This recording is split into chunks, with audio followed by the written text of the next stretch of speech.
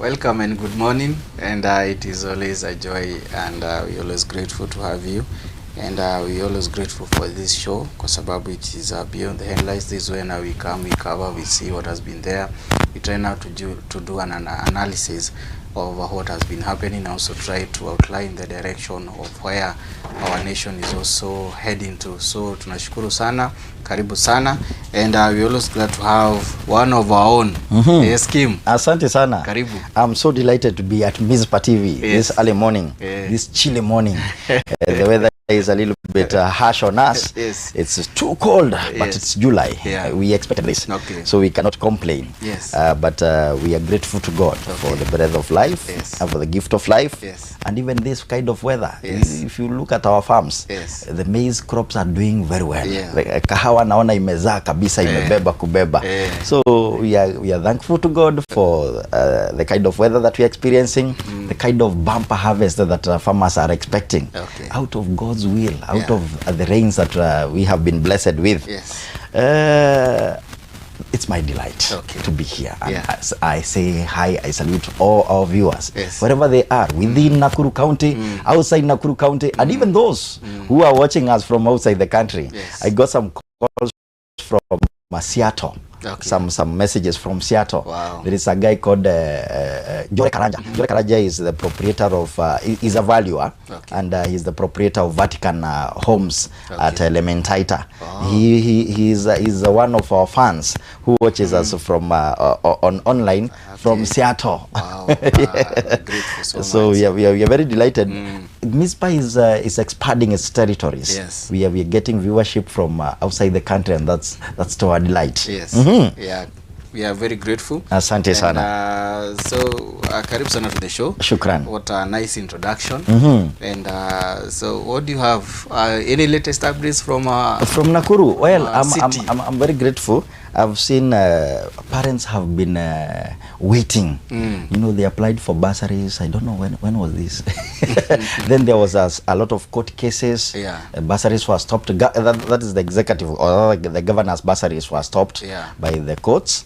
But after some court battles, they were released.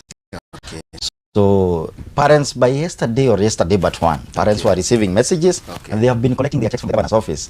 And they are very thankful that the governor has kept her promise of supporting the needy in their pursuit for education.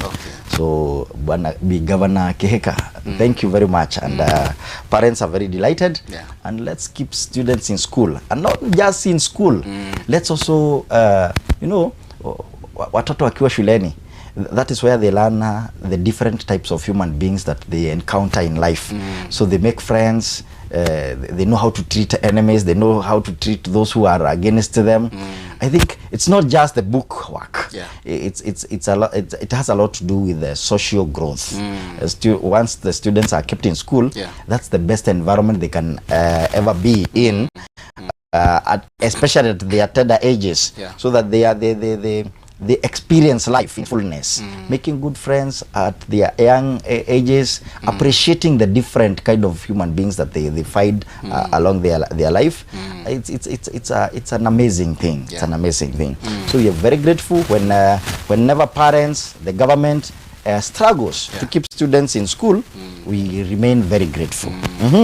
Thank you so much for giving us the county updates. We are grateful for what the leaders are doing. Sure. So it's very interesting that this week tumekuwa na other issues ambazo zimekuwa pale, and there is this office ambayo inaitwa the office of the Auditor General. Auditor General's office. She is doing her level best. I wish she could be equipped with so much high equipped the regulations in order to implement, because wakati anafanya investigations kazi yake inaishia hapo. That is it. So wale you can sometimes anafanya investigation against wale ambao wanafaa were prosecuted. I think Bwana Kimotho, there are two women I really celebrate in my life. The controller of budget and the Auditor General. These two women are doing us a credible job. If there were elections on who would govern this particular country someday, I would propose those two women. The job is excellent. They have really served this country with a lot of credibility. The integrity is high, and they have always been an eye opener. And they have been telling Kenyans on what is not going right, and what should be done on the contrary. Yeah. She exposed a lot of rot in the education sector, where we have ghost students. Ghost student goes to schools. Goes to schools. You can imagine that we have a facility that is branded as a school. Yeah. It's just a signboard. Yeah. A nice looking gate, well branded, well painted. You wonder who does this, eh? And unfortunately, I think some of these branded ghost schools are also branded ghost polling stations, because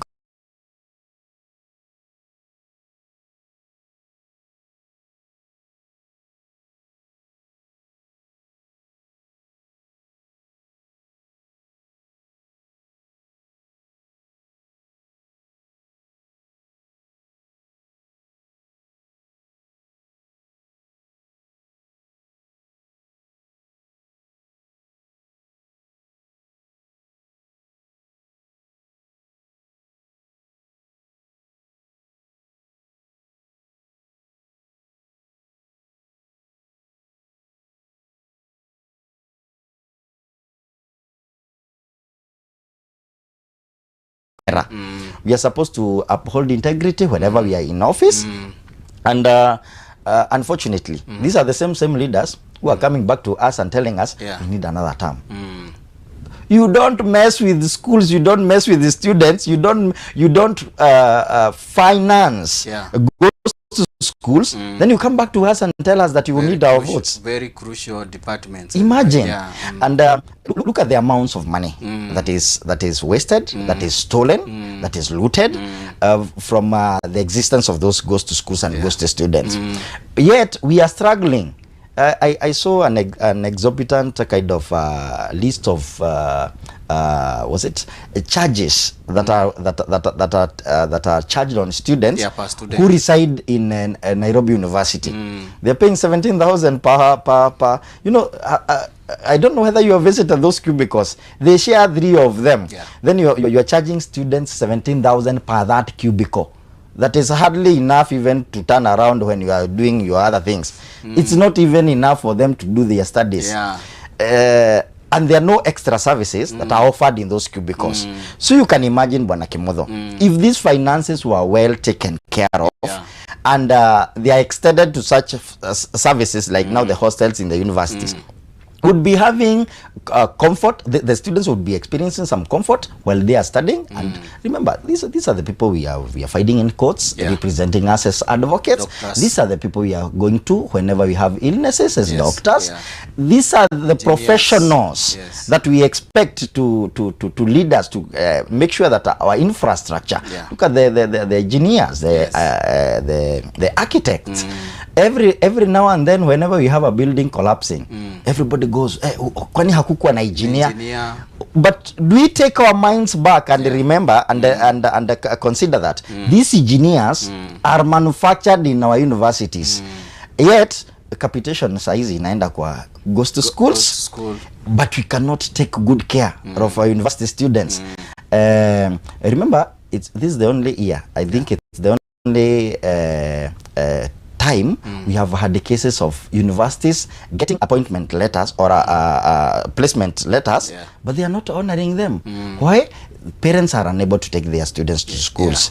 Why don't we direct these finances in the right channels, so that we do not have another country, Bwana Kimotho. We must take care of our education as a sector. And remember, that's the kind of dream that Mike Kibaki had. And it's very easy to lead a well-informed, a well-educated country, because the people you are leading are able to adapt, are able to listen, are able to digest whatever leadership platforms, whatever leadership qualities, whatever kind of proposals that are brought by our leaders. But if we have a dada-head country where masomo inaishia form 4, masomo inaishia standard 8, how do we grow as a country? How do we compete? And remember, Kenya has been placed best in terms of our labor force. Okay. We have the best skilled labor population in the country. And that's why even our President, William Ruto, has been proposing that our students get to other countries and help them in their skill upgrade and even in their labor sector. So we need to take care of where these skills are synthesized, these skills are upgraded, these skills are implanted into our students. And we are really hoping that even the committee concern is going to really take care of the ghost schools. That is it. Because you know, especially now the IBC rely on the public institution, that is the schools and also now the hospitals. Exactly. The other institutions. So this needs to be done correctly. Yes. And also at the same time, because of the missing of funds, because it's very so unfortunate ambao tuko na underfunding, that is and it. yet we having ghost school ambazo ziko pale. So something needs to be done, because according now to the report of the Auditor General, yes, kulikuwa na 3.7 billion that was in question. Kulikuwa na pia overfunding of some of the schools. Exactly. And yet we have the NEMIS number. I thought the NEMIS number is supposed to identify the number of students. The number of students in every school. So it na pia hiyo ndio inapeana the data. That is it. And now pia the budget ambayo inafaa kuwa allocated. So something needs to be done. We need now to see the committee in charge in parliament doing their work, the committee in charge in Senate doing their work, exactly, and other government apparatus. Unfortunately, Bwana Kimotho, our members of parliament are more involved and more biased towards politics. Yeah. What is politics to them? Actually, it's everything revolves around politics. Yesterday, I had some group of MPs from Mount Kenya region who had come to. I think we are going to bar these MPs from coming to our county. Why do they come to our county to discuss things that are happening in Mount Kenya? Can't they do their meetings in Mount Kenya? Have we seen them come to Naivasha and discuss the Auditor General's report and Auditor General's report from last year, this year, and even the previous years, and come up with ways of dealing with the findings, dealing with the gaps that she has always highlighted? I think we are losing it big time in terms of the kind of leaders that we have, and it's a high time that even us Kenyans, we remain focused, and we keep on reminding them that they have a duty of care, they have a duty of oversight, which they have really obligated. Yes. They are obliged to handle. But these days, all they are handling is politics. How do I get re-elected? Our MPs, nobody will re-elect you if you fail to handle. If for example, let me give an example. If I come from Nakuru town west, where I come from, and there exists a ghost school that is financed and receives capitation, I should not re-elect Honorable Arama. But luckily, we don't have one in Nakuru town west. But Kenyans should be watchful. If in your region there exists a ghost school, because Kenyans are aware of such schools, if in your area of representation in parliament as an MP, and your area has ghost schools, remember, it is the same school that will be used as a polling station to rig you out. Kindly deal with. You know, it's easier to tell an MP that this is a ghost polling station than for him or her to accept that it's a ghost school. You talk the language that they understand. This is a ghost polling station that will be used to rig you out. That way they will handle They'll know how to understand. They will do away with the ghost polling stations. And speaking of still now the issue of politicians and so forth, you've been having now the issue now to do with the hate speech that has been there. You can find some of the reckless leaders, issue now statement that bringing tension to our nation, and yet we have a commission, the NCIC commission. It was formed after the post-election violence, especially Amefanyika 2007-2008, and it was formed there so that now it can be able now to regulate on how the politicians say, because sometimes they give out their reckless statements. Exactly. pia ndio nakupata the public unajua kuna ile the attention pale. Exactly. Na pia wanapewa the privilege because if a leader comes in any function, definitely by default kwa alikuwa ameomba ruhusa ama hakuwa ameomba, atapatiwa nafasi hata kama ni dakika 2. That is it. So but we have been seen that the commission is kind of has been silenced. The commission somehow is just it's ni kama tu wanaongea, and it is biased. It is biased in its application of they are not firm. I can say they are not firm in the but it is a commission independent. Much as it is independent, it's like it is biased. It's biased towards the executive. Before they execute their duties, they are checking who is in power. Should we do anything that is against him or her? I think we've listened to, is it Kamket from Tithe? Yeah. He is one of those people who said that if the votes will not be enough, they will manufacture votes and ensure that President William Ruto remains in power. Yeah, we had Fatma. Fatma is from is it Wajir, who said that actually she was very open that they are going to steal votes. Bwana Kimotho, I've seen policemen pick criminals who are found planning to commit felony or planning to commit crime. Yes. I think Fatma is planning to commit crime. Why has she not been arrested? So that she can explain to us how they are going to steal. I think stealing is a crime. It is a crime. So if they are telling us that they are going to steal votes, what else are they not? What else are they stealing? Because if you are capable of stealing votes, then you are a thief yourself. Yes. And I think we need to have our laws applied without discrimination. If somebody from Mount Kenya region was to say such words today, I think he or she will be punished outrightly. But when we have those people who are supporting the regime, the current regime, speak in such a language, we also had Makilap. Makilap is also from Baringo, I think.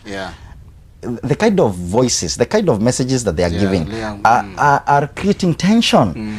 But they are not the solitary sources of such hate speech. We had Kenyans as well, especially here from Nakuru.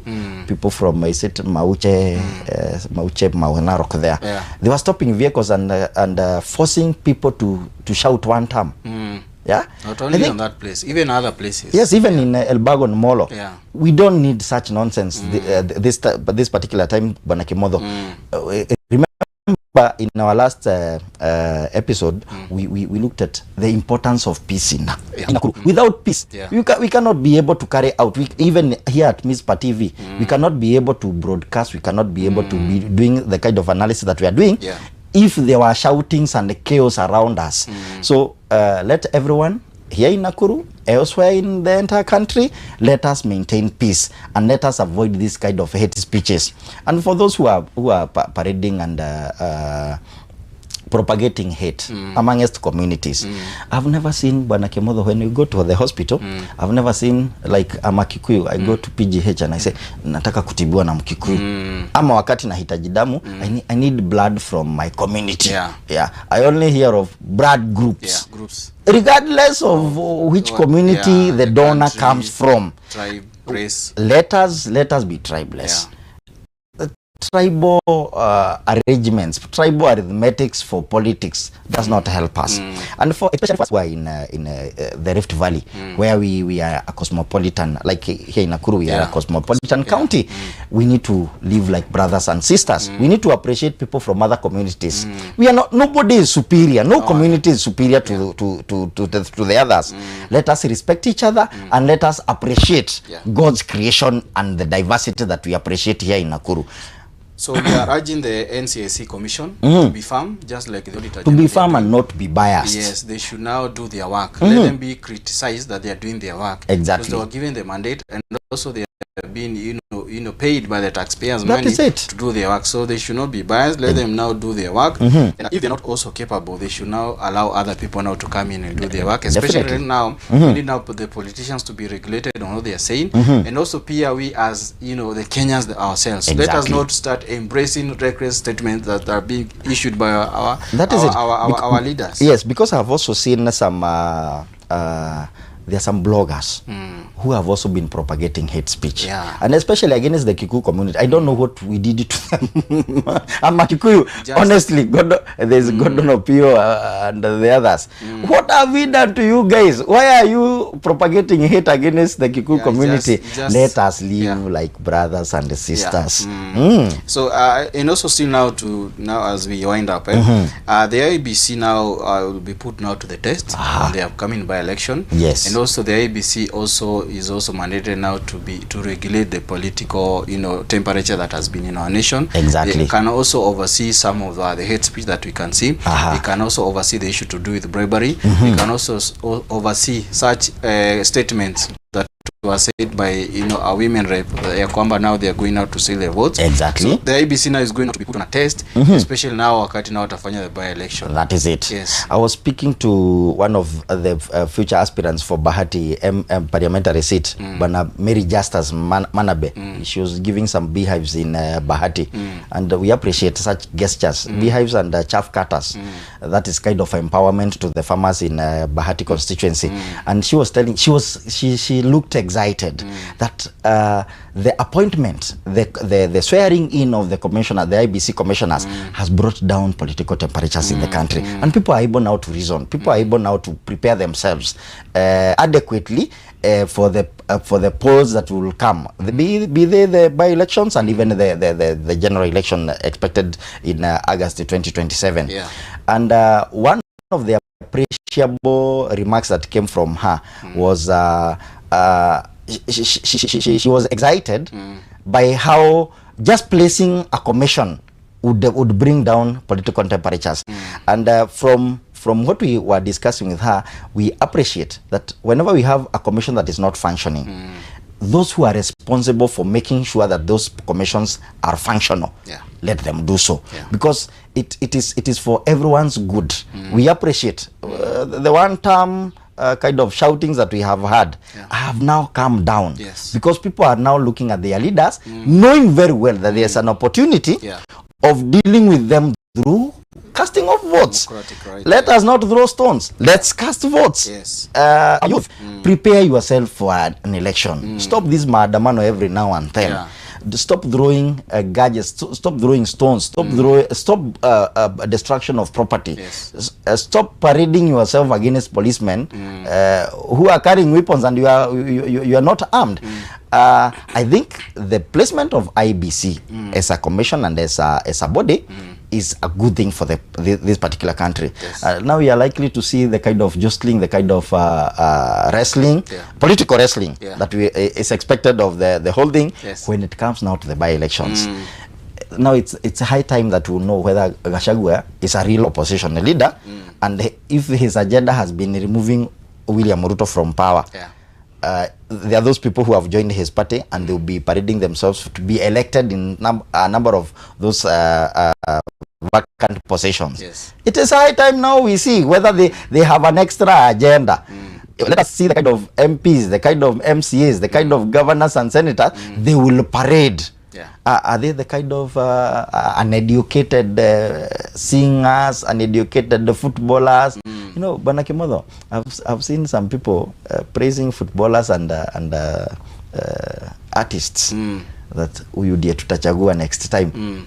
Is Parliament kind of a music recording store? Anyway, it's upon Kenyans. You have the time. IBC now is functional. Prepare yourselves. You want to remind each and everyone that this nation does not belong to a certain segment, doesn't belong to the politicians. Exactly. That is something they need to remember. This nation belongs to each and every one of us. So we should also all take responsibility of any action or any statement or anything that they do. And also just to remind that those people now who want now to exercise their rights, now we have now the democratic right from the constitution, and now the exercise now of the IEBC. We're now trying to vote. So let us now do what is right, and also make sure that you also remain make sure wewe mwenyewe pia uta make sure uko hiyo siku. That is because it. if now you uta demonstrate against the what has been seen being done there, na maisha hiyo siku wewe mwenyewe hautafika. So whatever now you are saying ita dindimia. Exactly. So make sure that you preserve yourself very well ile hiyo siku ende for, and I appreciate the words of our president William Ruto. He said come 2027 we have an exam that I'm fully prepared. Remember, it will be very easy for those who are in power and positions of leadership today to be re-elected. All they need to do is they have a list of things they promised to Kenyans, and all we need as Kenyans is to have a checklist. They promised this, they have given us that, they have provided that. It's as simple as that. It's not about heckling, it's not about shouting, it's not about shouting others down. It's about a credible delivery of their promises. Yes. So as we wind up, so what do you want to say to our viewers and also your comments? I will say, dear Kenyans, especially here in Nakuru, Rift Valley, and wherever we have a cosmopolitan nature, let's maintain peace, let's love each other, and let's not adopt statements that are coming from outside. It's very easy for somebody who is coming from a region that doesn't have mixed tribes to talk ill about another tribe. But for us, we have to be very careful. The kind of statements that we deliver, wherever we deliver them, let's be careful. Let's check our audience. Let's check whatever we say, where we say it, and to the kind of audience that we are saying it. Thank you so much. We're always grateful to have you here so that we can come and do the analysis together. Thank you so much. The delight is all mine. Okay, thank you. So we want to say thank you also to our viewers. Just also to remind you that be responsible to yourself, be responsible to your nation, and just remember that this is our country, and we also need you when that time comes. So we are grateful so much. Thank you. Have a blessed day.